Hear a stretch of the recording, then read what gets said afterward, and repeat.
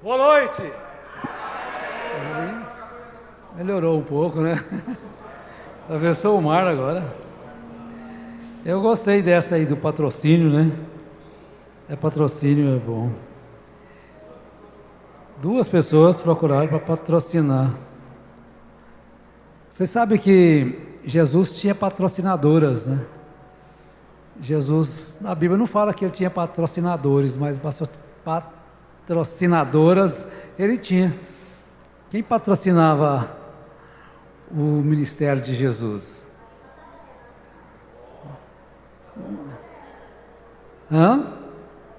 Uma delas.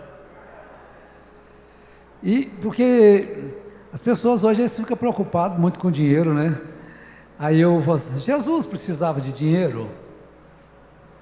O que vocês acham? Ah, mas ele é o dono da prata e do ouro, ué. Olha para você ver como que essas pessoas hoje, elas são hipócritas em relação ao dinheiro, né? É claro que existem vigaristas, bandidos, pessoas perversas, lobos vorazes, devoradores, mas todo tempo teve que alguém patrocinar o ministério.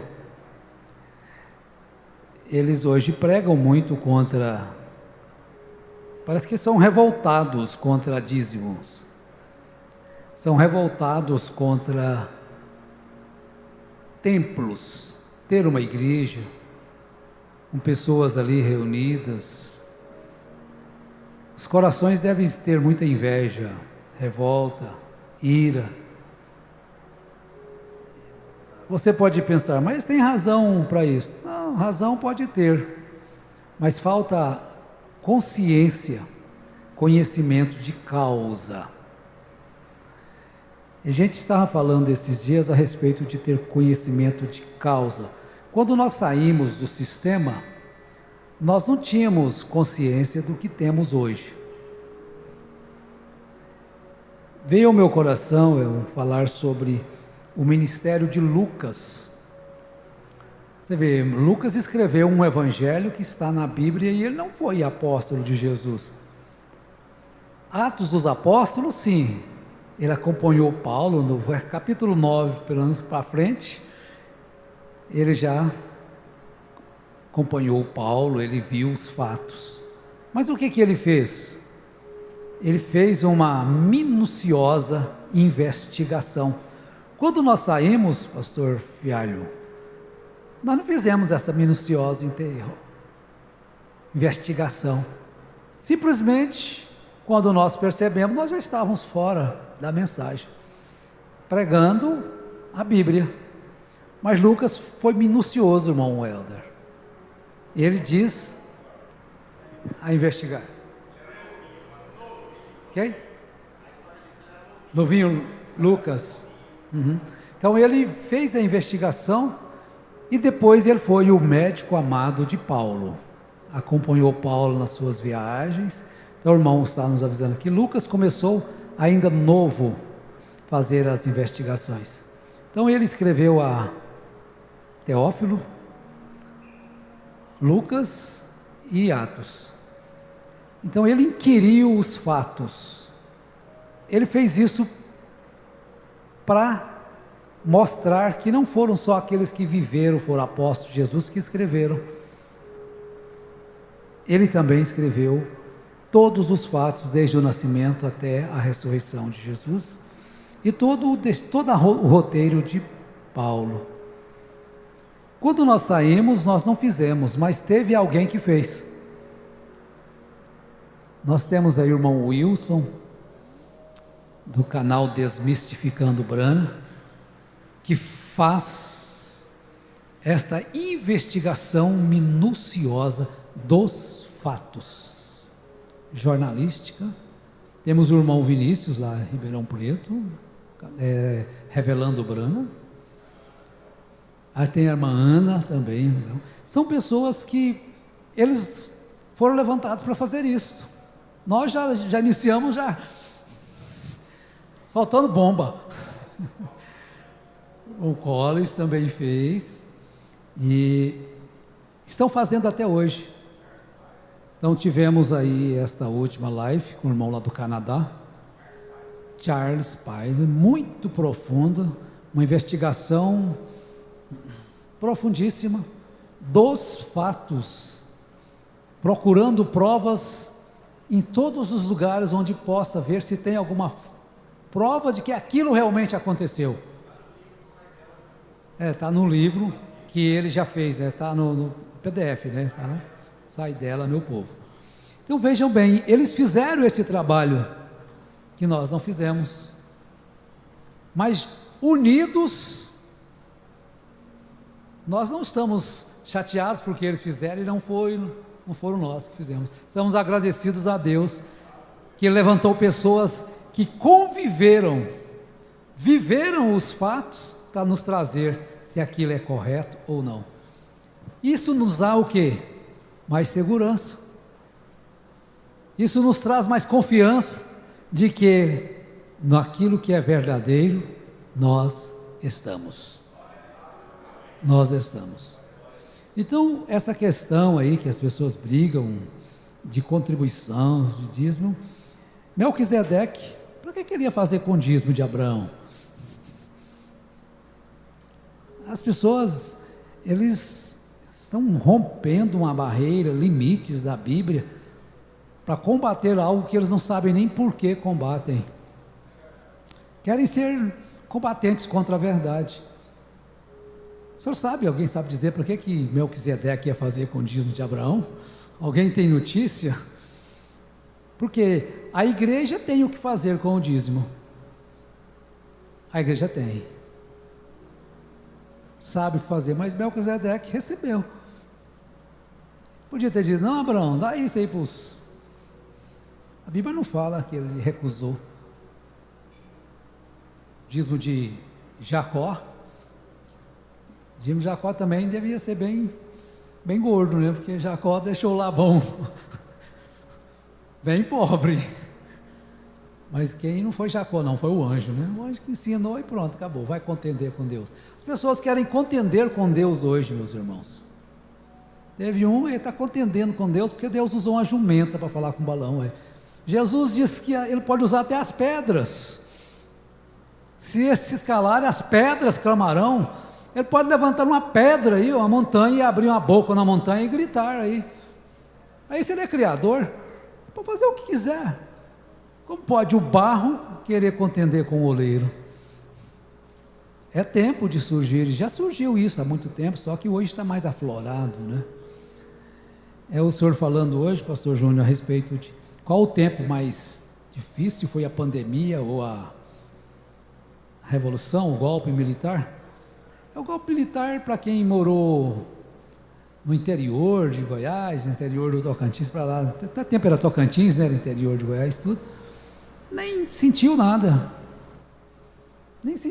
aqui foi uma coisa que veio, a maioria das pessoas fora das capitais, nem souberam que era aquilo, passou, acabou, durou alguns anos, mas acabou, não diz por que veio, né, nem por que foi, mas ninguém sentiu. Já a pandemia, pessoa que pegasse no ápice mesmo da pandemia, no norte, por exemplo, do país, quando ele pegava o vírus, tinha 95% de chance de morrer, 5% de viver, porque os recursos estavam se esgotando, né, principalmente no norte, né, o oxigênio. Então abalou muito mais as pessoas. Quando não morria da pandemia, morria de medo. Morria de medo. Quando ele acordava, falou: sabe que eu não morri, foi nada, foi só medo. Pensei que eu estava morto. Então as coisas acontecem. Maneurilene foi curada, né? Lá na Suíça. Pois é, mas nós encontramos que o que acontece hoje, como disse Salomão, vê essas coisas, diz que é nova, já existiu antes. As pessoas falam assim, falso profeta, besta, isso. No tempo de João, os falsos profetas estavam lá. No tempo de Cristo, os falsos estavam lá. No tempo de Moisés, os falsos estavam lá. Você vê que quando Deus, da tribo de Levi, Ele separou a tribo de Levi para exercer o serviço total do sacerdócio. E da casa de Arão Ele escolheu, e da casa da tribo de Levi, Ele escolheu a casa de Arão, para ser sumos sacerdotes. Os demais poderiam trabalhar na obra, porque todo o serviço feito naquele tempo só poderia ser feito pelos levitas. Limpezas, carregar a arca, como Davi tentou levar a arca para Jerusalém, puxada por gado. Vocês sabem o que aconteceu, né? A morte de Uzá. Tinha que ser nos ombros dos levitas. Mas para fazer o sacrifício, oferecer sacrifício anual, só da casa de Arão. Os demais também eram filhos de Levi, faziam parte da tribo de Levi. Mas o sacrifício era da casa de Arão. Levi teve outros filhos, mas Arão foi separado. E eles queriam tomar o lugar. Também como Arão estava colocado, também, se você pode, eu também posso. Mas Deus sabe como fazer as coisas. E quando nós dizemos que cremos em Deus, como nós provamos que cremos em Deus? Porque uma grande parcela da humanidade diz que crê em Deus. Mas como se prova que crê em Deus? Através da obediência ao que Deus nos ordena. Então, se a pessoa diz, creio em Deus, mas não ama os seus mandamentos, automaticamente ele está dizendo, através de suas ações, que não crê em Deus. Filho, quando crê no pai, ele obedece o pai. Mas quando ele se acha melhor do que o pai, meu pai não sabe nada, ele não obedece o pai porque não crê.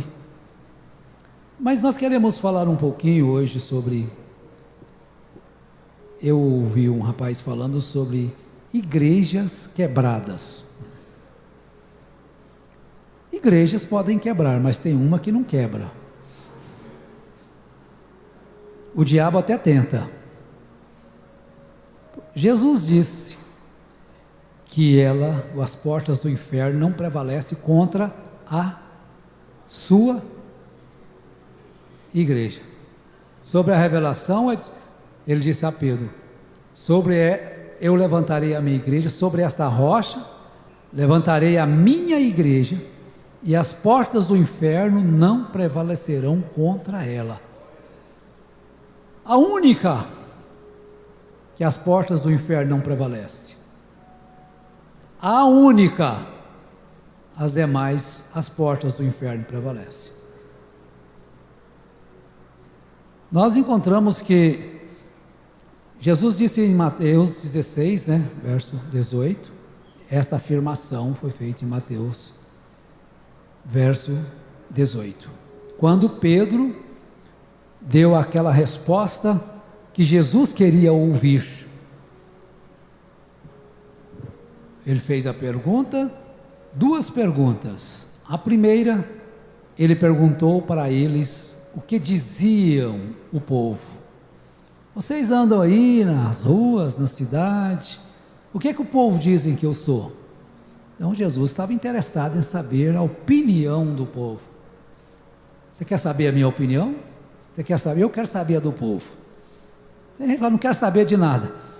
Uma das maiores estupidez que eu ouvi de um pastor, eu já falei isso várias vezes, vou dizer: eu não sei, não quero saber e tem raiva de quem sabe.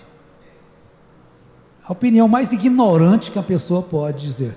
Saber não ocupa espaço, gente. Agora, o que você vai fazer com o que você passa a conhecer, determina o que você tem por dentro. Você ficou sabendo de alguma coisa, de alguém? Não tem problema nenhum. É ruim? Ore por ele. É boa? Celebre com ele. É ruim? Não fale para ninguém. Mas é boa? Celebre. Então, quando nós vemos assim, qual que é mais fácil? Chorar com os que choram, ou rir com os que riem, alegrar com os que se alegram? Tem uma frase no meu celular que diz assim: às vezes as pessoas não importa que você melhore de vida, eles só não querem que você melhore mais do que eles. Quer dizer, não importa que você compre um carrinho velho, mas quando você compra um carro melhor do que o que ele tem, aí já, mas o que será que ele está fazendo? É uma coisa errada. Então, enquanto você está abaixo, está todo mundo feliz. Mas quando você passa um pouquinho, sobe o nível, aí a coisa já dificulta, gente. Agora, vamos aqui ao nosso assunto. Nós não lemos a Bíblia, mas nós vamos ler alguns versículos da Bíblia. Eu tenho feito esse trabalho pela internet, leio muitos versículos da Bíblia. Quase tomo o tempo todo só lendo versículos. Mas eu quero tomar aqui João capítulo 10. Vocês conhecem o assunto. Jesus, o bom pastor. Então, pastor Júnior, as ovelhas não te pertencem. Você é o cuidador das ovelhas de Jesus.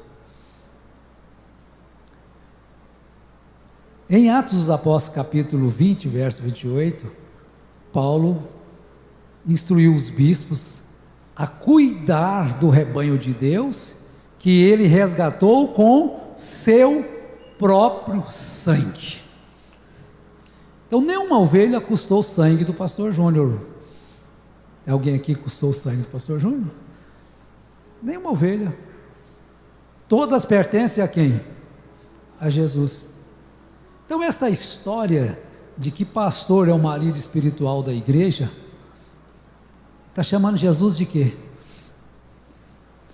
Eu vou nem falar, né? Porque vai ficar muito feio, né? Porque a Bíblia mostra Jesus como marido da igreja. Paulo escreveu: quero apresentar-vos a vós como uma noiva ataviada ao esposo, que é Cristo. Porque o cabeça é Cristo. Então, o cabeça desta igreja aqui é Cristo. Todo lugar que o cabeça da igreja é o pastor, ela está quebrada, falida, desmoronada, porque o diabo enganou eles. Só a igreja que Cristo é o cabeça permanecerá. E ela permaneceu durante as eras, pagando um alto preço, sofrendo, sendo rejeitada, mas ela não quebrou, não se dividiu. Eu quero ler o verso 11. Eu sou o bom pastor dá a sua vida pelas ovelhas. Vamos falar juntos? Eu sou o bom pastor dá a sua vida pelas ovelhas. E ele deu. Pensa agora, você é meu irmão, minha irmã. Quem é você? Você foi resgatado pelo sangue de Deus, porque Jesus é o sangue de Deus. Este aí é o meu filho amado, o único que foi gerado foi Jesus. Nós somos filhos, sim, por adoção. Hebreus capítulo 1. Quem Deus disse: hoje tu és meu filho, hoje eu te gerei? Só Ele. Os demais somos filhos por adoção. E portanto somos herdeiros de Deus e co-herdeiros com Cristo. Aleluia. 1 João capítulo 3 diz isso. Vede, com grande amor nos foi concedido a nós pelo Pai, que fôssemos chamados de filhos de Deus. Tem um corinho que diz assim: vede quão grande amor nos foi revelado a nós pelo Pai. Canta-se este versículo. Então nós temos isto. O bom pastor dá a sua vida pelas ovelhas. E Jesus diz assim, verso 14, eu sou o bom pastor e conheço as minhas ovelhas, e das minhas sou conhecido. Meus irmãos, Jesus me conhece, tudo bem. Ele conhece todos os homens da terra, todas as mulheres da terra. Mas quantos conhecem Jesus? Então as pessoas falam assim: eu conheço o governador. Será que ele me conhece? O Ronaldo Caiado eu não conheço, mas seu pai, seus tios, eu conheci muito, trabalhei para eles. Leão de Ramos Caiado, Ursulino, quer dizer, trabalhei, prestei serviços para eles. Mas fui amigo dos primos, amigo assim, que trabalhava, né? Eles eram novos, se formaram. Mas será que eles me conhecem? Agora, falar que conhece Jesus é fácil, porque já ouviu falar de Jesus. Agora eu te pergunto, como você vai conhecer Jesus? Filipe ficou perguntando para Jesus mostrar o Pai para ele. Bom, Jesus, o Senhor eu conheço, mas eu quero conhecer o Pai agora. Como que eu vou conhecer o Pai?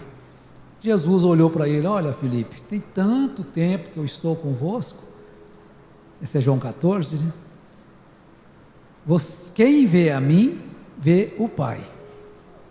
Mas eu não conheço Jesus no corpo, na carne. Paulo falou sobre isso, que ele não conviveu com Jesus na sua carne, mas ele diz: a mim como um abortivo ele apareceu por último, quando ele estava falando da ressurreição, 1 Coríntios 15, né? Que depois que ele ressuscitou, ele foi visto por Cefas, foi visto pelos 12, e depois por último com uma multidão, até que ele foi assunto aos céus. Então, Deus conhece nós todos, mas é importante que nós também conhecemos. E como você vai conhecer Jesus? Pega a sua Bíblia aí. Eu gosto de fazer isso, porque hoje parece que eu nunca tinha lido a Bíblia antes, estou lendo agora. Faz assim com ela, assim, olha. O retrato falado dele está bem aqui, ó, da terra. Pensa num homem simples, de baixa estatura, não é porque eu sou baixo não, porque o judeu é baixo mesmo, né?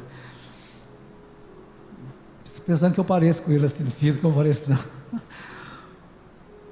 Mas humilde, simples, firme, franco, contra quem?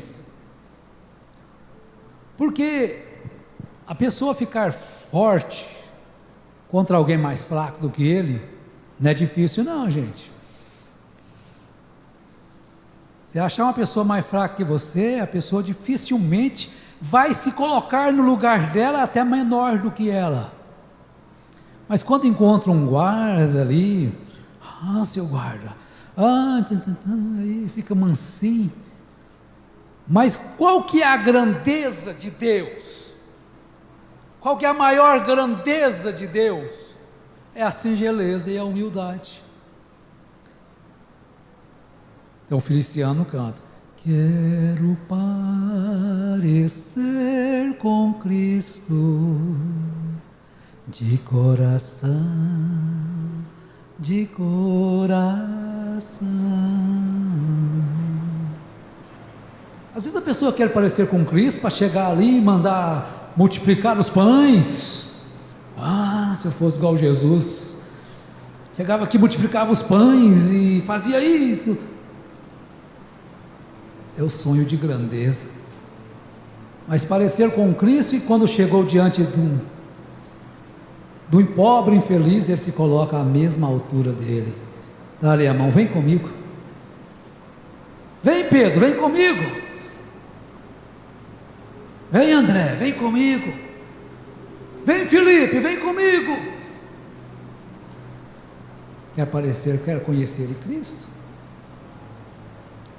A humildade é particularidade de Cristo. A singeleza é particularidade de Cristo. A humildade é particularidade de Cristo. A mansidão é particularidade de Cristo. Tudo aquilo que é exaltado é contrário a Cristo. Ele foi tão simples e humilde, né? Mas e a igreja de Jesus? Todas as igrejas têm seus fundadores, todos os sistemas religiosos têm seus fundadores. Eu não quero me referir à igreja, a nome de igreja. Você nunca deve defender nome de igreja. Isso aqui é um local para cultuar a Deus. Você é a igreja, parte da igreja. Então, aqui se reúne parte da igreja de Cristo. Porque a igreja de Cristo, ela é mundial. Mundial. Aonde tem alguém que crê nessa palavra conforme ela é, talvez o Mount Elder seja poucos representantes da igreja de Jesus lá na Suíça. Todos os lugares têm seus embaixadores. Jesus tem seus embaixadores. Vejam bem, alguém falando sobre isso, porque há divisão. O diabo, nós vamos ver primeira carta aos Coríntios, capítulo 1, começando no verso 10. O que nós temos que vigiar? Você pensa, mas nós saímos da mensagem, nós somos eleitos, nós somos... As dissensões na igreja de Corinto. A igreja de Corinto, ela era muito abençoada, com dons. Todos ali parece que tinham dons, parece que todo mundo na igreja tinha um dom, de repente fazer culto, porque chegava lá, todo mundo era cheio de dom, cada um tinha que falar língua, ou tinha que profetizar, ou tinha que cantar, ou tinha um salmo, ou tinha aquilo. Não parece que precisa de pregador não, né? Se for analisar, quando chegava, Paulo chegou e falou, isso aqui não está certo, gente. Não tem que ter ordem.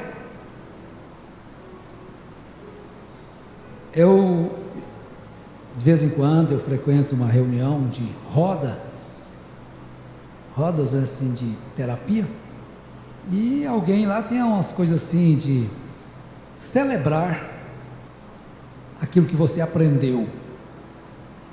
Hoje, dessa reunião, o que é que você vai levar de aprendizado aqui hoje?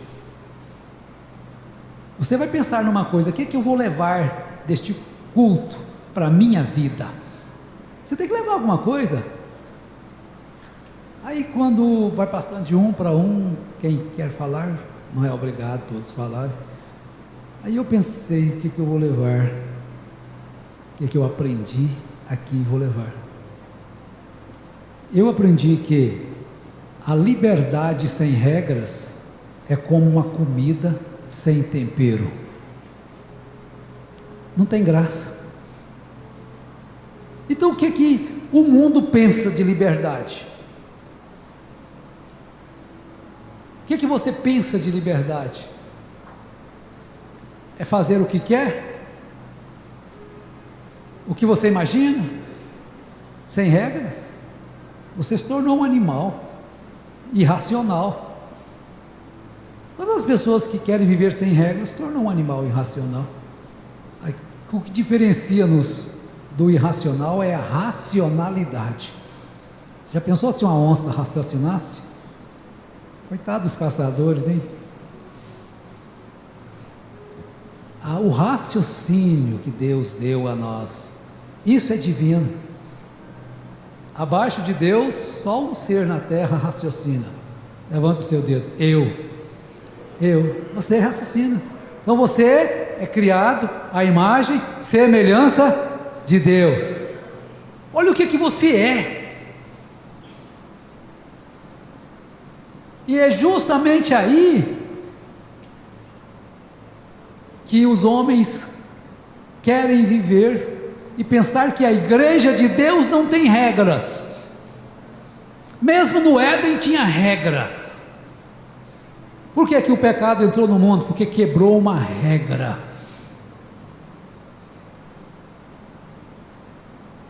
Eva deixou de crer em Deus para crer na serpente. Todo mandamento que você transgride da Bíblia Sagrada, você está dizendo: eu não creio em ti, Deus. Eu creio no fulano que disse que isso aqui não precisa. Quando alguém diz para você: não precisa tomar ceia, você deixou de crer na Bíblia para crer no diabo. Porque ele quer saber mais do que Deus. O que a serpente falou? Ela queria ser mais do que Deus. Não, vai nada. Ela deixou de crer em Deus. Porque se ela tivesse crendo em Deus, ela teria ficado com a palavra de Deus. Porque a serpente citou a palavra de Deus para ela, sabia? Vocês já leram lá, bem calmamente, né? A serpente é que falou para ela. Não foi isso que Deus disse? Citou. Não foi isso que Satanás citou para Jesus? Não foi a Bíblia mesma? Então por isso é que a igreja de Jesus, por que ela sempre triunfa? Porque ela conhece Deus na sua essência. Eu gosto de dizer isso: se Jesus tivesse vencido o diabo com um sopro que ele poderia fazer, como que nós íamos vencer o diabo? Ele venceu com a mesma arma que eu posso, a mesma arma que você pode, a mesma arma que todas vocês, irmãs, podem, irmãos, podem. E que arma é esta? A palavra. E ele citou a palavra para Jesus. Está escrito, está escrito, está escrito. Mas também está escrito. Então você conhece a Deus conhecendo a palavra. Você só pode dizer que conhece a Deus quando você conhece a palavra de Deus, como ela é de fato, e passa a viver por ela. Agora veja a dissensão. Paulo diz no verso 10: rogo-vos, porém, irmãos, pelo nome de nosso Senhor Jesus Cristo, que digais todos uma mesma coisa, e que não haja entre vós dissensões, antes sejais unidos em um mesmo sentido e em um mesmo parecer. O diabo não entrou lá na igreja de Corinto? Entrou, ele queria derrubar a igreja de Corinto. E Paulo se colocou bem diante deles. Ele não foi lá na igreja da Galácia, contra os Gálatas, acrescentando que eles também deveriam guardar a lei, se circuncidar, guardar dias. Ele não entrou lá também, sagazmente, citando o quê? A lei. E o que ele entrou aqui com o espírito de dissensão? Ele diz: porque a respeito de vós, irmãos meus, me foi comunicado pelos da família de Cloé, que há contendas entre vós. Quero dizer com isso, que cada um de vós diz: eu sou de Paulo, eu de Apolo, e eu de Cefas, e eu de Cristo. Então veja bem o cuidado que cada um dos membros tem que ter para com outro membro, porque tudo que o papel que o diabo quer é o que? Esfacelar, destruir. Então eu digo, eu faço parte da igreja de Jesus. A minha igreja está estabelecida sobre essa luz, a revelação da palavra. E você tem que estar nela também. Então, o Espírito Santo trabalha com a mesma Bíblia. Então, por isso, unidos. Até quando nós somos unidos? Não importa você que está aí a 1.500 quilômetros daqui, 2.000 quilômetros, ou seja, mais, lá parece que em Roraima, Acre, dá mais de 2.000 quilômetros por aí. Esses dias eu vi alguém assistindo de Manaus, dá 3.000 quilômetros, Manaus, e pode estar unido, 3.000 quilômetros de distância une, pode estar unido ou não? Porque o Espírito de Deus enche os céus e a terra, e se nós estivermos no mesmo Espírito, não importa a distância, 11.000 quilômetros, irmão, está aqui um de 11 aí, que exemplo, 11.000 quilômetros daqui, tendo a mesma fé, o mesmo amor, o mesmo Deus, um só batismo, uma só fé. Por quê? Não há divergência. Então essa igreja não quebra, porque essa igreja não tem um dogma, essa igreja não tem uma lei que, de nada, só tem a Bíblia. Então se essa Bíblia aqui é o absoluto aqui, ela é absoluto lá, ela é absoluta acolá, ela é absoluta daqui a 3.000 quilômetros, essa igreja permanece, e estamos unidos, às vezes sem nem conhecermos. Meus irmãos aí à distância, eu sei que vocês lamentam, choram, têm vontade de ter um local para congregar e não tem. Alguém me perguntou, eu respondi pelo canal: irmão, eu estou sozinho aqui, eu também faço parte do corpo de Cristo. Irmão, o corpo de Cristo é universal, você também aí onde você estiver, você é uma célula deste corpo. A mesma fé que você tem é a que eu tenho, é a que nós temos. Você é um estandarte, uma embaixadora do reino dos céus aí onde você estiver. Se for só você, você é a embaixadora aí. Se for só você aí, meu irmão, você é o embaixador do reino dos céus. O diabo não pode contra você, porque você está firmado na rocha que é Cristo. Todos que estiveram firmados na rocha que é Cristo, chegaram lá na terra prometida, porque Paulo adverte-nos na primeira carta aos Coríntios capítulo 10, todos beberam da rocha que era Cristo, todos foram batizados no mar por Moisés, todos comeram do maná, do pão do céu, mas por que não puderam entrar? Porque não estava ligado no Espírito. Porque o que vivifica? O que nos vivifica? É o Espírito. Quem vivifica a sua vida é o Espírito, a sua fé. Jesus falou isso. Agora Deus conhece os seus, e quando você estiver passando por uma terrível tempestade, lembre-se, Deus jamais colocará você com um peso além de que você possa suportar. Deus não nos tentará, deixará a tentação acima do que podemos suportar. Antes, com a tentação, dará também o escape. Eu quero concluir com a segunda carta de Paulo a Timóteo.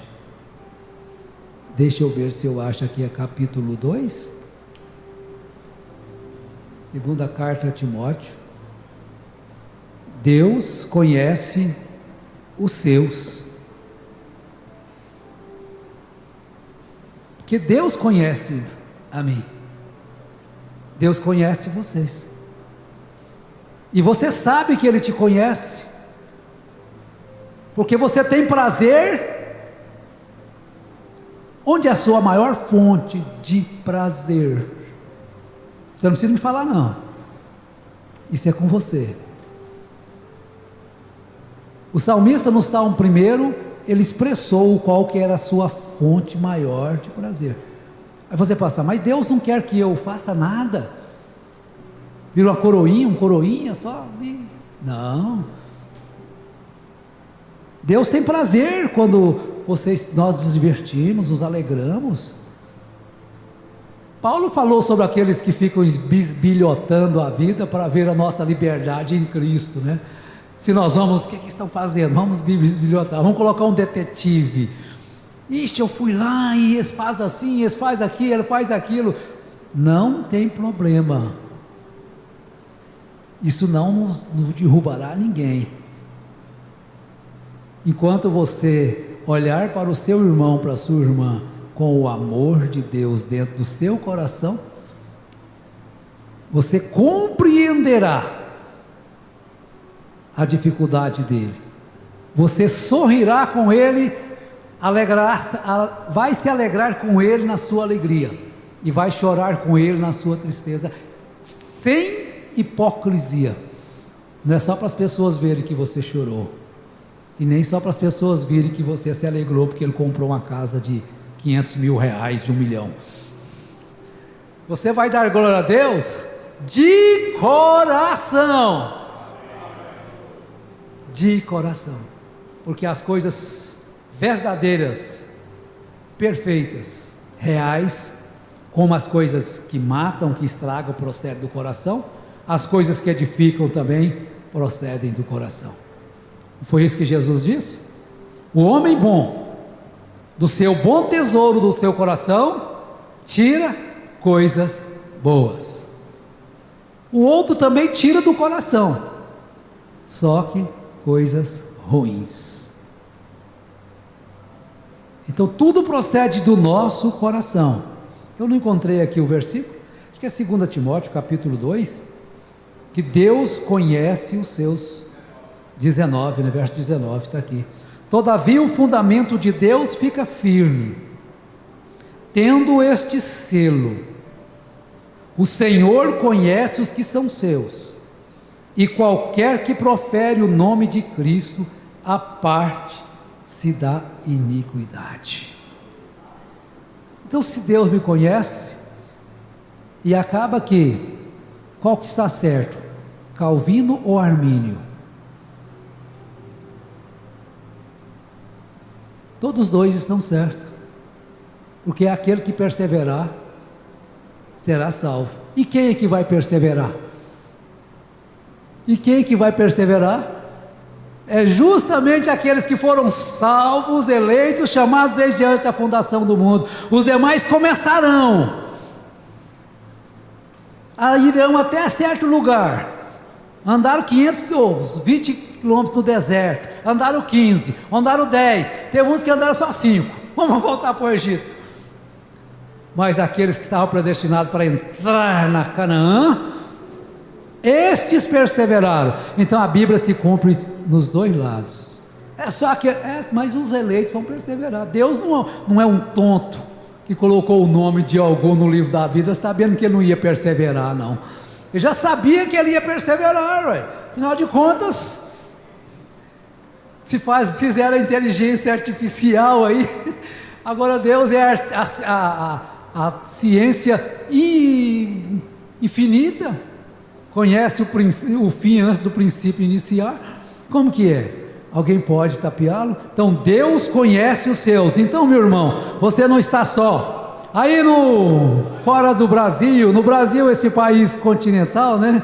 Mas Deus te conhece, sabe as suas dores, as suas dificuldades. E saiba de uma coisa: você é parte desta igreja que jamais cairá. Sempre haverá alguém velando. A igreja de Corinto, a igreja de Galácia, Deus colocou Paulo ali e repreendeu aquele diabo que estava colocando ali os irmãos para fazer uma divisão, querendo colocar a política dentro da igreja de Corinto. Política é de Satanás, e política na igreja dividiu os irmãos, e a política estava dividindo os irmãos na Galácia. Paulo diz: alguém aí deu a vida por vocês? Algum desses aí deu a vida por você? Cristo deu. Você vai ficar contra alguém porque é isso, aquilo? Fique com a palavra. Se você ficar com ela, todos ficarmos com ela, quem nos separará? Alguém pode me ajudar? Quem nos separará do amor de Deus que está em Cristo Jesus? Pode citar alguma coisa aí? A fome? A morte?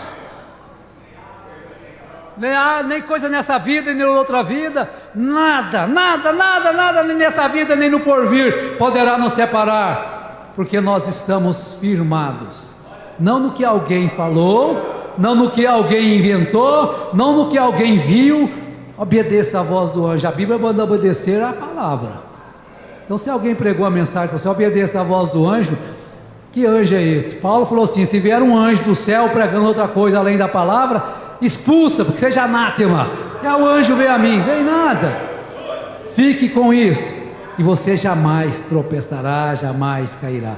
Meus irmãos, Deus vos abençoe, Deus vos enriqueça, cada dia mais, tá bom? Fiquem na paz do Senhor, vocês pela internet. Muito obrigado pela paciência de vocês.